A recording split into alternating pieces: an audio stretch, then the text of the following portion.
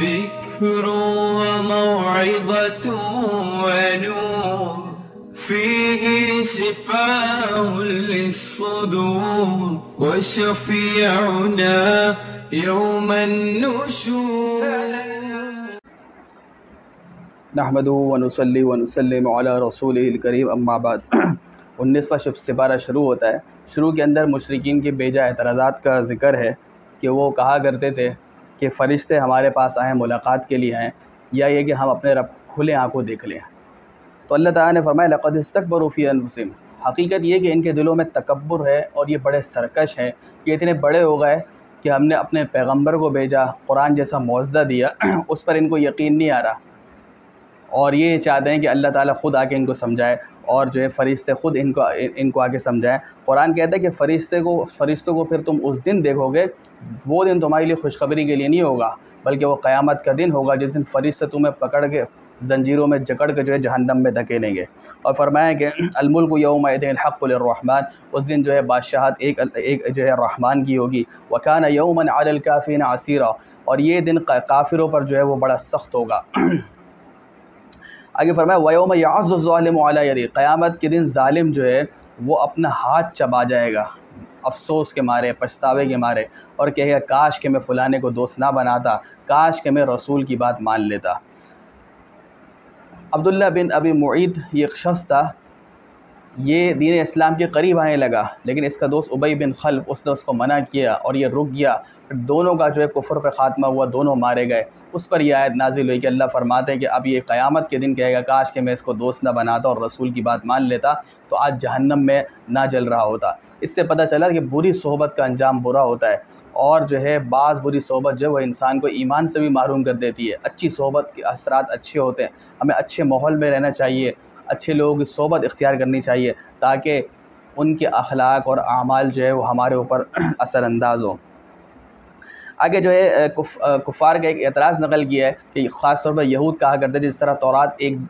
پوری ایک ساتھ موسیٰ علیہ السلام پر نازل ہوئی، تو لولا نزل علیہ القرآن جملۃ واحدہ، یہ قرآن پورا ایک ساتھ کیوں نہیں اترا، تھوڑی تھوڑی آیت کر کے کیوں اترتی ہیں؟ اللہ پاک نے یہ ایک حکمت کا ذکر فرمایا لنثبت بہ فؤادک، تھوڑی تھوڑی آیات اس لیے اترتی ہیں کہ جب بھی کفار مشرکین جو ہے نبی کریم صلی اللہ علیہ وسلم کو تکلیف پہنچاتے، آپ کی دعوت پر کان نہیں دھرتے اور آپ غمگین ہوتے، تو آپ کی تسلی کے لیے تھوڑا تھوڑا قرآن اترتا کہ ہم یہ تدریجاً تھوڑا تھوڑا کر کے قرآن اس لیے اتارتے تاکہ اس کے ذریعے سے آپ کے دل کو مضبوط کر دیں۔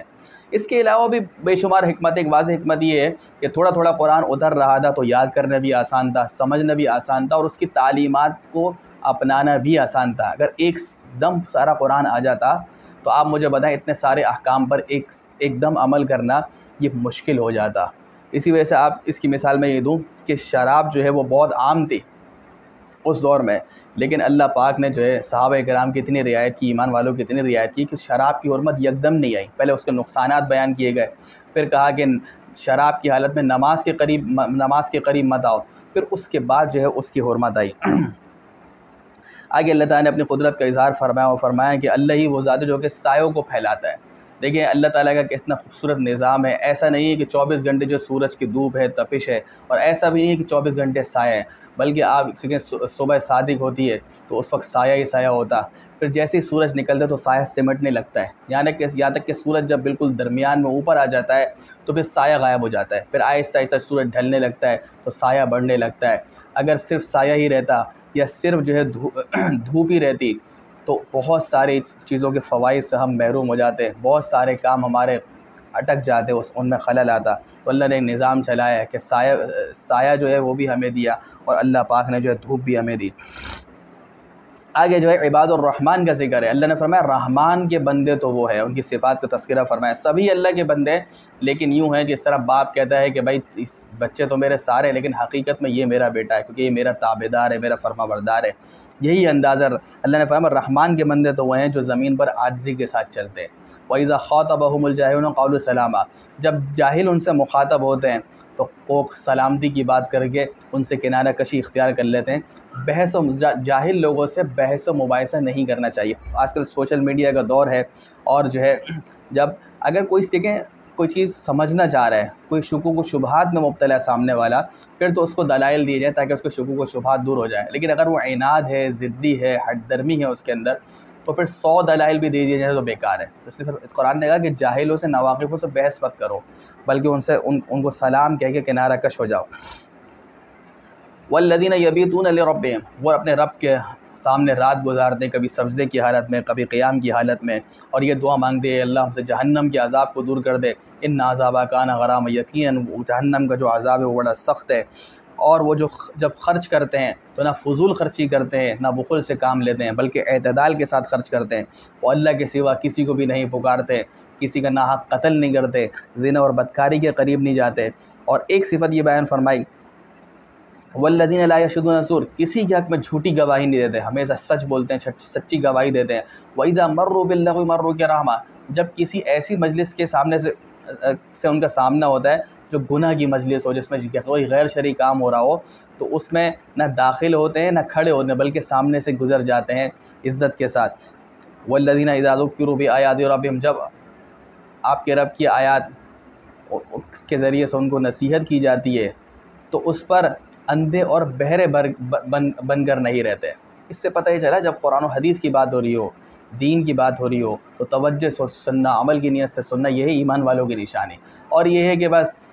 سننا برائے سننا ہو، محض ٹائم پاس کرنا ہو، تو یہ جو ہے ایمان والوں کی علامت نہیں ہے. اور پھر آخر میں اللہ نے فرمایا وہ یہ دعا بھی مانگتے ہیں، ربنا ھب لنا من ازواجنا وذریاتنا قرۃ اعین، اے اللہ ہماری بیویوں کو، ہمارے بچوں کو ہماری آنکھوں کی ٹھنڈک بنا، اور ہمیں جو ہے متقی لوگوں کا امام اور پیشوا بنا. مرد جو ہے وہ اپنے گھر کا سربراہ ہی ہوتا ہے، تو جب بیوی بچے نیک ہوں گے، متقی ہوں گے، تو یہ خود جو ہے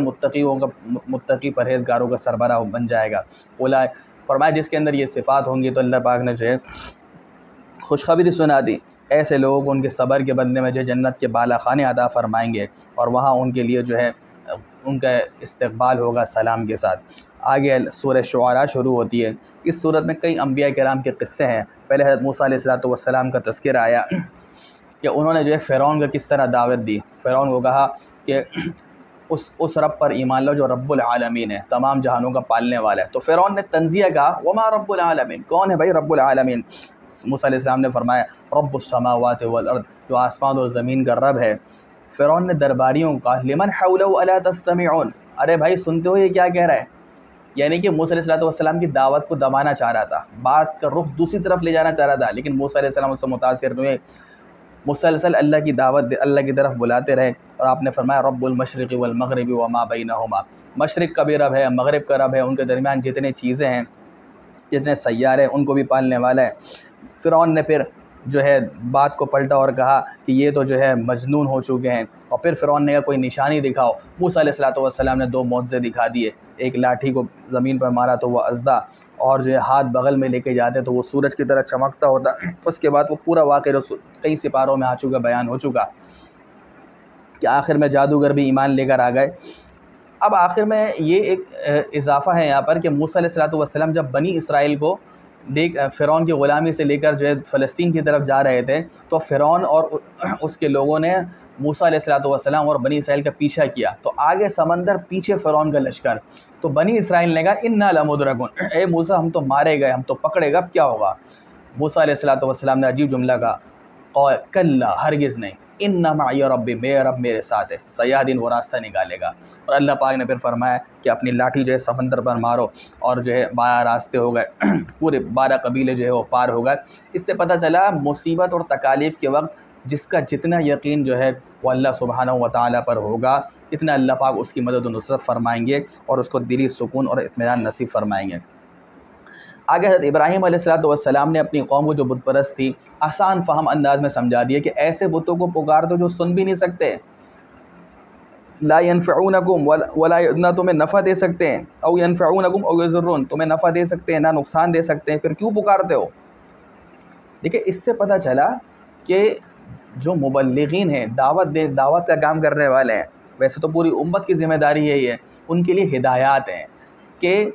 سامعین کی لوگوں کی ذہنی سطح پر اتر کے بات کرنی ہے، آسان فہم انداز میں ان کو سمجھانا ہے۔ صرف دین کی دعوت دے دینا کافی نہیں، بلکہ اس کے آداب کی رعایت ضروری ہے، جب جا کے جو ہے وہ بات مؤثر ہوگی۔ ابراہیم علیہ السلام نے پھر اللہ سبحانہ و تعالیٰ کا تعارف کروایا کہ میرا رب تو وہ الذی خلقنی فہو یہدین، جس نے مجھے پیدا کیا اور مجھے سیدھی راہ دکھائی، وہ یطعمنی ویسقین، وہی مجھے کھلاتا ہے، وہی مجھے پلاتا ہے، وَإِذَا مَرِضْتُ فَهُوَ يَشْفِينِ، جب میں بیمار ہو جاتا ہوں وہی شفا دیتا ہے۔ کہ جتنی دوائیں یہ تو اسباب کے درجے میں ہیں، لیکن ان میں تاثیر جو ہے وہ اللہ تعالیٰ نے رکھی ہے۔ وہی مجھے موت دے گا اور وہی مجھے زندگی عطا کرے گا۔ اور پھر آخرت کے بارے میں فرمایا، دعائیں مانگی،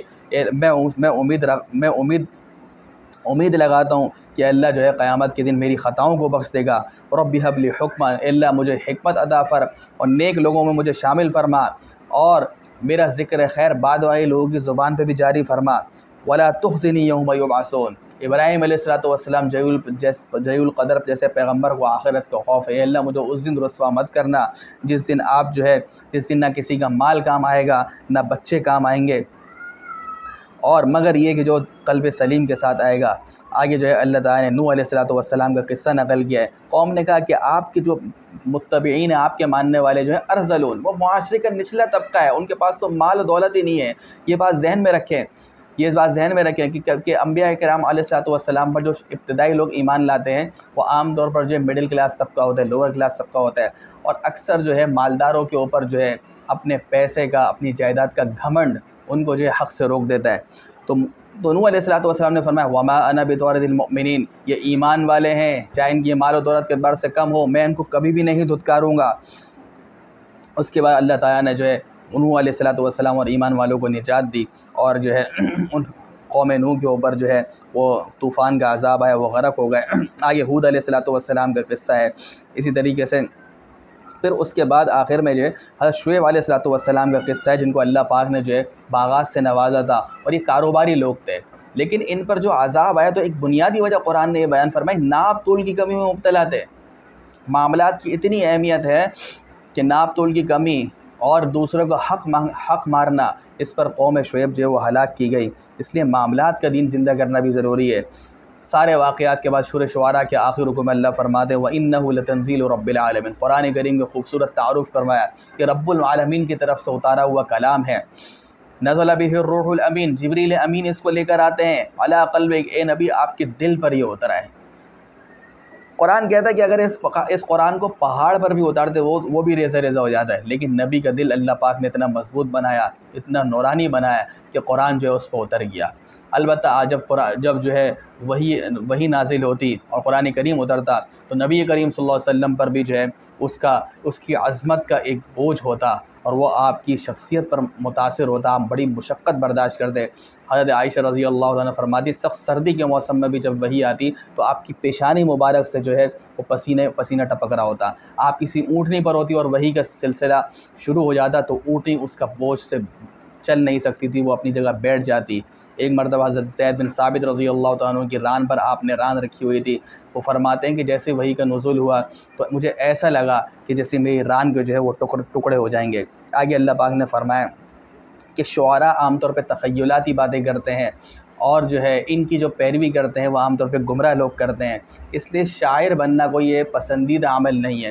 اور مشرکین مکہ جو ہے ان میں بڑے بڑے شاعر تھے، فصیح اور بلیغ جو ہے عربی زبان میں اشعار بولا کرتے تھے، لیکن قرآن نے کہا وَمَا عَلَّمْنَاهُ الشِّعْرَ وَمَا يَنبَغِي لَهُ، اے نبی نے ہم نے آپ کو شعر و شاعری سکھائی اور نہ آپ کے مناسب ہے۔ البتہ ایسے اشعار جو اللہ اور اس کے رسول کی محبت میں کہے جائیں، جس کے اندر کوئی سبق ہو، اس کی جو ہے حرمت نہیں، اس کی جو ہے کہنے کی اجازت ہے۔ آگے جو ہے سورہ نمل شروع ہوتی ہے، نمل جو ہے وہ چوٹی کو کہتے ہیں،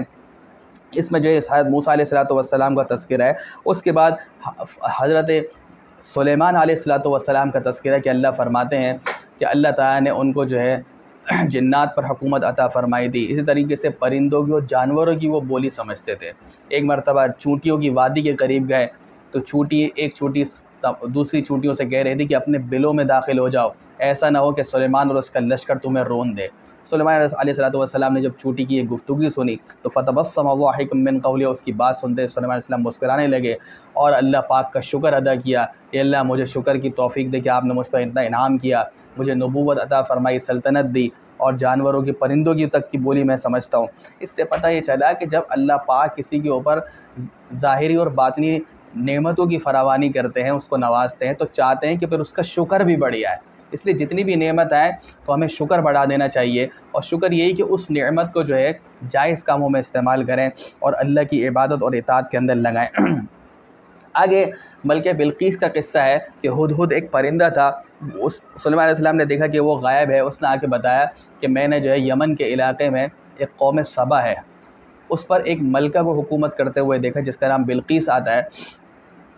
کہ اور اس کا تخت بھی بہت بڑا ہے، اس کے بعد خوب مال و دولت ہے، اور ارکان سلطنت بھی جو ہے خوب ہیں، معیشت کا استحکام ہے، لیکن یہ لوگ سورج کی عبادت کرتے ہیں۔ سلیمان علیہ السلام کو جب پتہ چلا تو حضرت نے خط لکھا، انہ من سلیمان و انہ بسم اللہ الرحمن الرحیم۔ سورہ نمل کی خصوصیت ہے کہ بسم اللہ الرحمن الرحیم کا جملہ اس سورت کے بیچ میں آ گیا، بیچ کے اندر آیا، اور یہ قرآن کا ایک مستقل جز ہے۔ فرمایا کہ اللہ تعالی علیہ واتونی مسلمین، کہ دیکھو میرے اوپر سرکشی مت کرنا، تم طاقت نہیں رکھتے، اور تابع دار بن کر جو ہے میرے پاس آ جاؤ۔ اس کو دین کی دعوت دے دی، اور یہ بھی جو ہے تنبیہ کر دی کہ میرے اوپر سرکشی کی جرت بھی مت کرنا، مجھے اللہ تعالیٰ نے ظاہری طاقت سے اور بڑے لشکر سے بھی نوازا ہے۔ بلقیس نے اپنے درباریوں سے مشورہ کیا تو انہوں نے کہا نحن اولو قوہ، ہم بھی بڑے طاقتور ہیں، لیکن بلقیس سمجھدار تھی، انہوں نے سلیمان علیہ السلام کو آزمانے کے لیے بہت سارے ہدایہ بھیج دیے اپنے ایلچی کے ہاتھ۔ حضرت سلیمان علیہ السلام کے بعد نے جب دیکھا جب یہ ہدایہ بھیجیں تو فرمایا فما آتانی اللہ خیر مما آتاکم، اللہ نے جو نعمتیں مجھے عطا فرمائی وہ اس سے کئی گنا بہتر ہے، اور پھر آپ نے فرمایا کہ جاؤ واپس چلے جاؤ اور اب انتظار کرو کہ ہم تم پر لشکر کشی کریں گے۔ ادھر یہ بالکل اس کو پتہ چل گیا، اور وہ وہاں سے جو ہے اپنے لوگوں کے ساتھ نکلی کہ سلیمان علیہ السلام کے پاس جا کے ان کی خدمت میں جا کے جو ہے تابعداری اختیار کرے اور وہ ایمان لے آئے۔ سلیمان علیہ السلام نے ایک معجزے کے طور پر یہ کیا کہ اس کا تخت جو ہے اللہ تعالیٰ سے دعا کی، بعض روایت میں آیا تو خود سلیمان علیہ السلام نے کی، اور بعض روایت میں آیا تھا کہ آصف برقیہ جو ان کا وزیر تھا، بڑے نیک آدمی تو ان سے ایک کام کروایا کہ انہوں نے دعا کی تو ملکہ بلقیس کا تخت جو ہے میلوں کے جو فاصلے پر تھا وہ سلیمان علیہ السلام کے دربار میں آ گیا۔ جب بلقیس کے پہنچنے سے پہلے جب وہ پہنچی اور اپنا تخت دیکھا تو اس معجزے کو دیکھ کر حیران ہو گئی، اور انہوں نے کہا کہ آپ کی جب دعوت آئی تھی تو میرا تو اسی وقت جو ہے وہ اسلام لانے کا ارادہ ہو گیا تھا، تابعداری کا ارادہ۔ بہرحال پھر ملکہ بلقیس جو ہے وہ مسلمان ہو گئی۔ آخر میں پھر دوبارہ قوم سمود کا تذکرہ فرمایا کہ صالح علیہ السلام نے ان کو دعوت دی تو ان کی قوم میں جو ہے 9 جو ہے وہ جو ہے ایک قسم کے بدماش تھے، اور ان کا ایک جتھا تھا، اور ان سب نے جو ہے منصوبہ بنایا کہ سلیمان علیہ السلام کہ حضرت صالح علیہ السلام کے گھر کو گھیر لیں گے اور معاذ اللہ ان کو قتل کر دیں گے۔ قرآن کہتا ہے کہ انہوں نے بھی تدبیر کی اور ہم نے بھی تدبیر کی، اس طرح تدبیر کی کہ ان کو خبر بھی نہیں ہوئی۔ اللہ پاک نے جو ہے ان 9 کے 9 کو اور ان کے جتھے کو اور پوری قوم کو جو ہے عذاب کی لپیٹ میں لے لیا۔ آگے لوط علیہ السلام کا تذکرہ ہے، اس کے بعد جو ہے سورت ختم ہوتی ہے، پارہ ختم ہوتا ہے تو اللہ تعالیٰ فرماتے ہیں قل الحمدللہ، یہ نبی آپ فرما دیجئے تمام تعریفیں جو ہے اس اللہ تعالیٰ کے لیے ہیں، اور سلامتی ہو اس کے چنیدہ بندوں پر، ان بندوں کو جن کو اللہ پاک نے جو ہے منتخب کر لیا ہے۔ اللہ خیر اما یشرکون، کہ اللہ سبحانہ و تعالیٰ کی ذات بہتر ہے یا ان کی ذات بہتر ہے جن کو تم اللہ کے ساتھ شریک ٹھہراتے ہو۔ اللہ تعالیٰ ان تمام احکام کو سمجھنے اور ان پر عمل کرنے کی توفیق عطا فرمائے۔ وآخر دعوانا ان الحمد للہ رب العالمین۔